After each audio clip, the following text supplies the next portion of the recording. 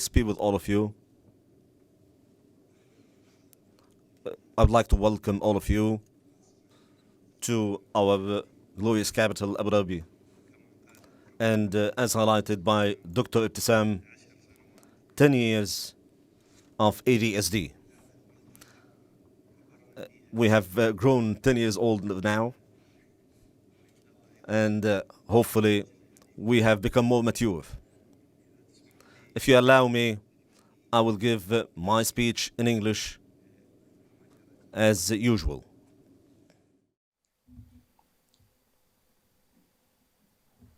First of all, a word of welcome to Abu Dhabi, and I hope that the discussions here are going to be constructive and fruitful, and they need to be in view of all the developments that are around us. Excellencies, ladies and gentlemen, friends, I'm grateful to Dr. Ibtisam Al-Kitbi for once again giving me the opportunity to speak at the Abu Dhabi Strategic Debate. For more than a decade now, this event has provided an important opportunity to deepen the exchange of ideas on how we can progress towards a more stable and prosperous region. In a year that had begun to look promising for the region, expectations for stability, prosperity have been profoundly challenged by the war in the Gaza Strip. Accordingly, it's critical that we have forums like these for policymakers, experts to come together and discuss how to navigate the current crisis and formulate a more positive path. Ladies and gentlemen, in sitting down to draft this speech a while ago, I intended to focus on the UAE's main priorities for addressing the challenges in our region and the world.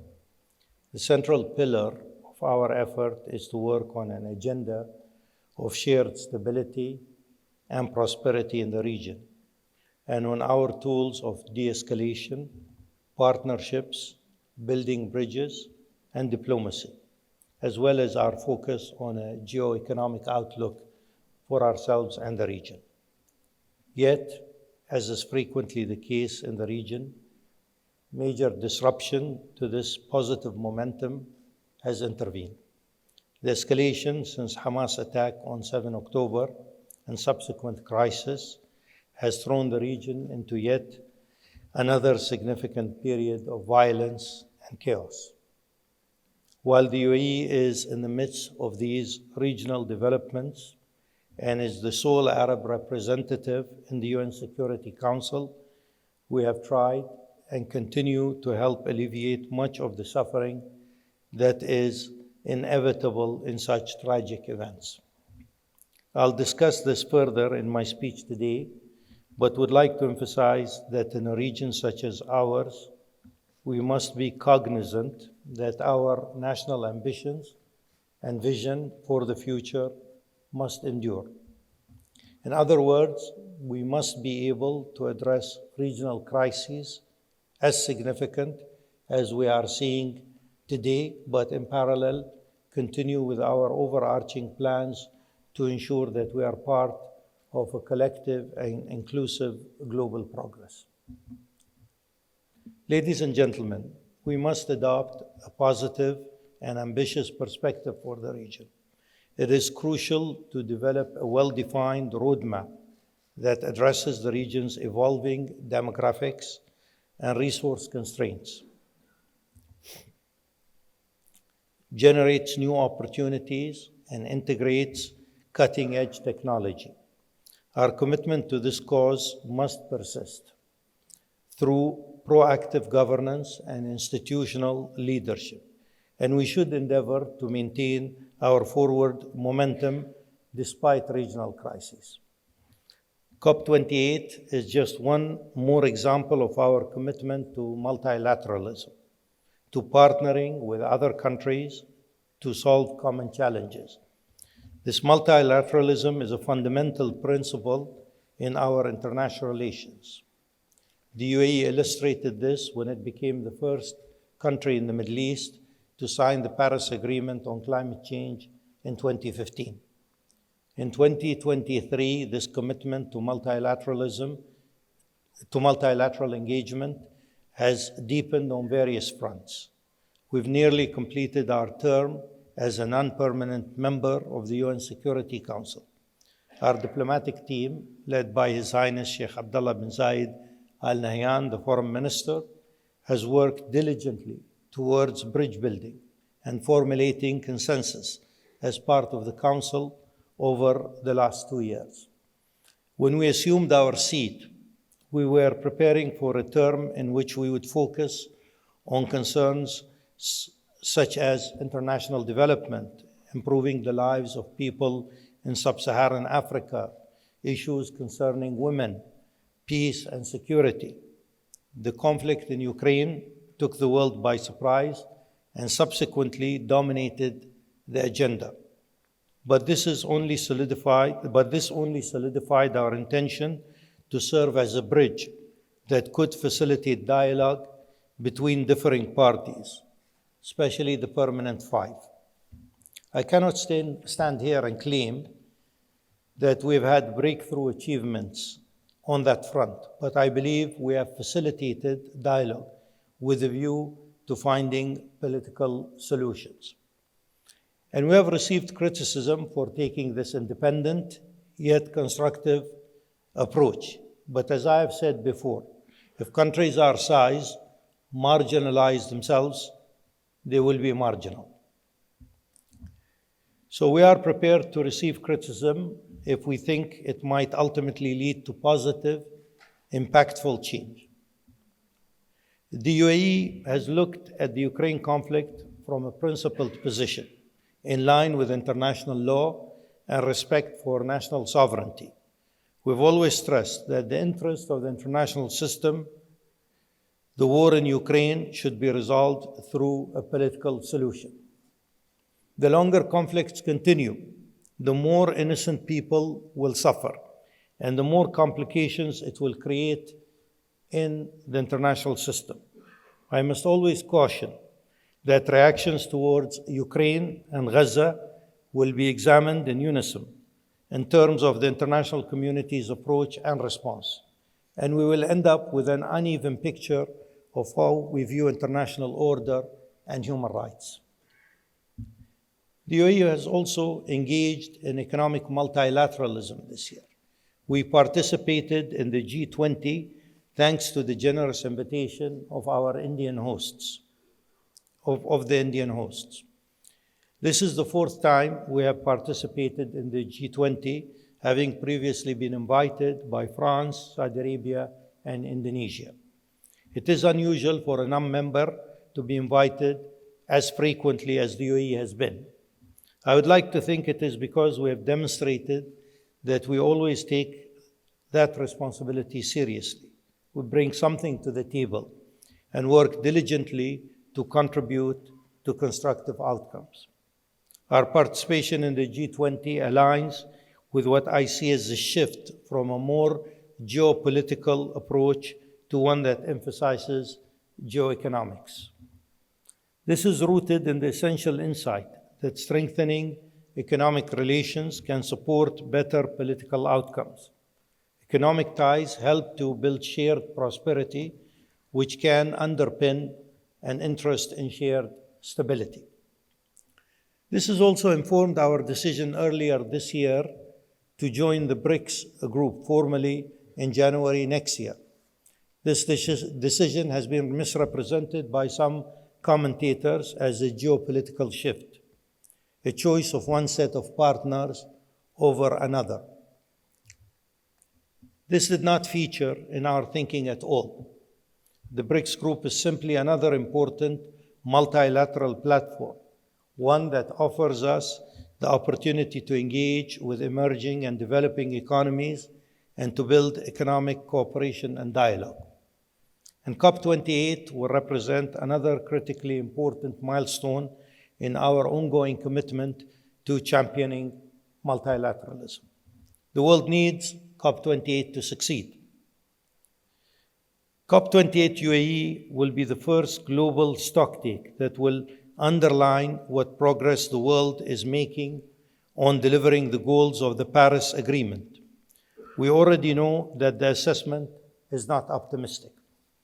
Therefore, at COP28, we need the parties to align in order to step up our efforts, to course correct, to reach our stated targets by 2030, and to keep 1.5 degrees within reach.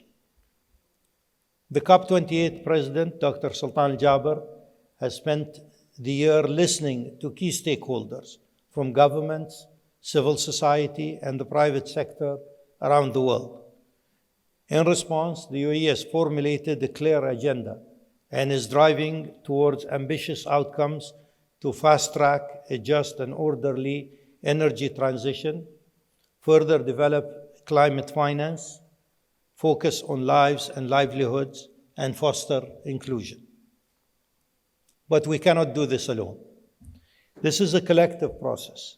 So we urge all heads of states and government and their ministers to come to Dubai ready to deliver the progress that the world is expecting to see. Ladies and gentlemen, I've spoken previously and outlined the UAE's foreign policy as having three simple pillars: stability, prosperity, and values. I will elaborate on those pillars here. We seek to preserve our foreign policy with stability as its cornerstone. Without stability, we will struggle to deliver the outcomes we work towards.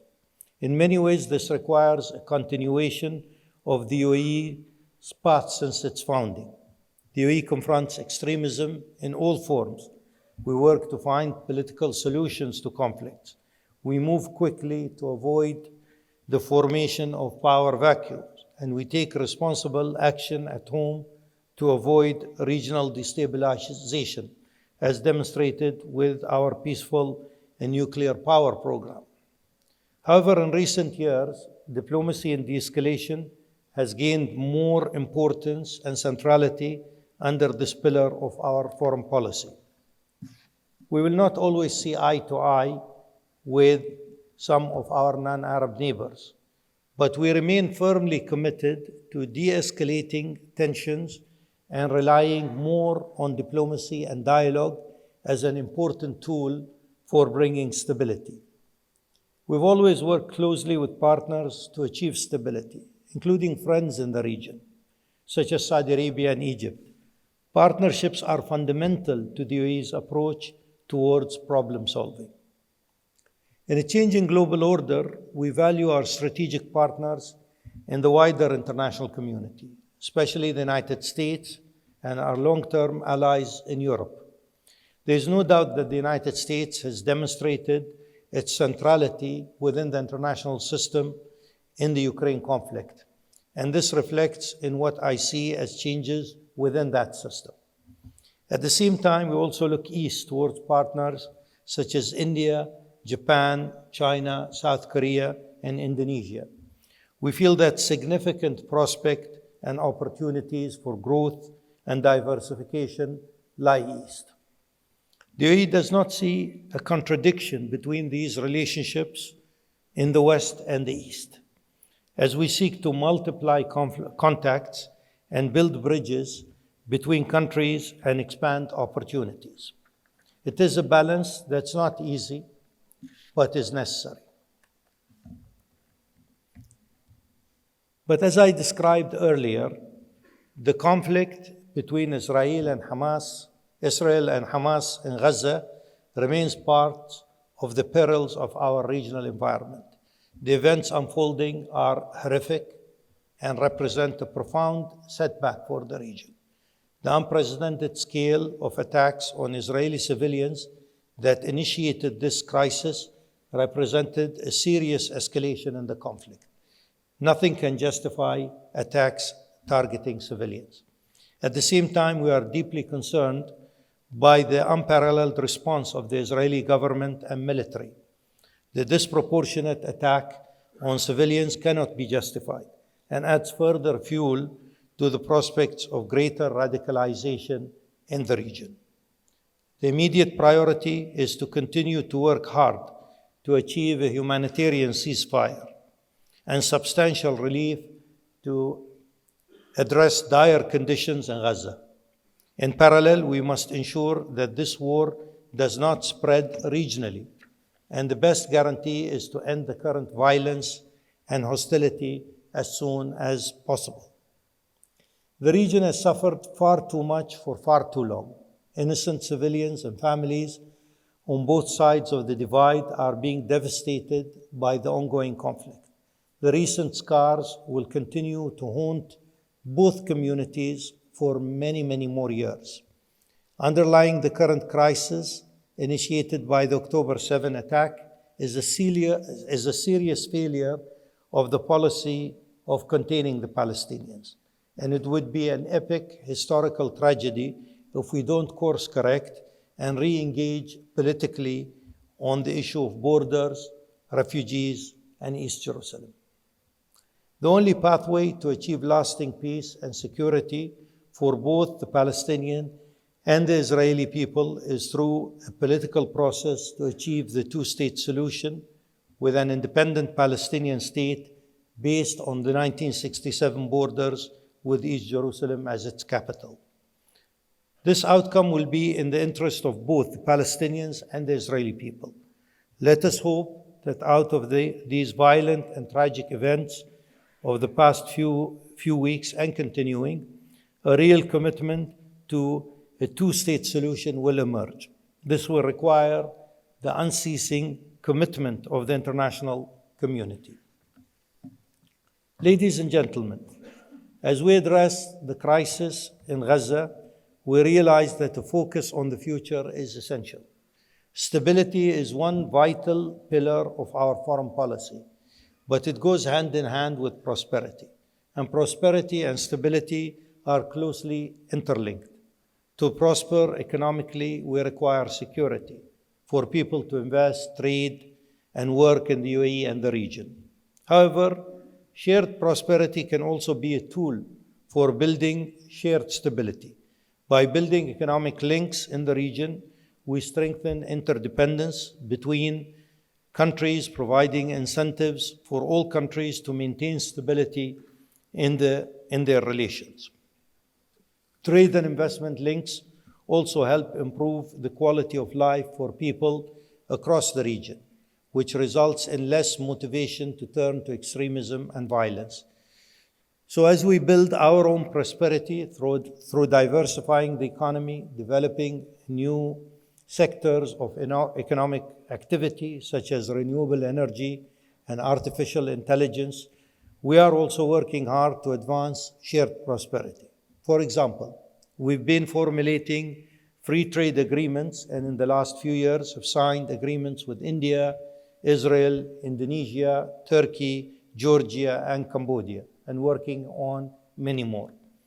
This commitment to shared prosperity is also evidenced by our support for the development of new trade corridors, such as the recently announced India, Middle East, Europe Economic Corridor. The truth is that stability risks being seen as a luxury that only the rich experience in this region. But everyone in the region deserves to have economic security, which is also a key foundation of political stability. The third pillar of our foreign policy is rooted less in economic and political considerations and focuses primarily on people. That pillar is our values. These are values that have been guiding our development here at home, including religious tolerance, coexistence, women's empowerment, our commitment to sustainability, and the consistent evolution of our policies to protect and promote human rights. These values are keen to making progress, improving lives for individuals across the region, and contributing to building stability and advancing prosperity. So our values reinforce the pillars of stability and prosperity by unleashing talent, countering extremism, and protecting people from poverty and human insecurity. and providing our long-suffering region with a hopeful and successful model. Ladies and gentlemen, there is no question that this is a critical time for the region. The Palestinian and Israeli people require and deserve stability and prosperity. From the ashes of the disastrous war, we must look beyond the policy of containment. We must ensure that hope is reborn, and a return to the political process should be backed collectively by all, but especially by the United States and the international community. While we are focused on supporting the resolution of immediate regional crisis, we must also make sure we are addressing the most significant long-term global challenges of our time, climate change. COP28 is not only an opportunity to tackle climate change, important though it is also an opportunity to illustrate that leaders can come together and have the political courage and the steadfast values to make the compromises necessary to ensure a prosperous and secure future for our children and future generations. This is the kind of leadership needed to tackle climate change, and it is also the kind of leadership required to achieve peace and stability in our region. Thank you very much.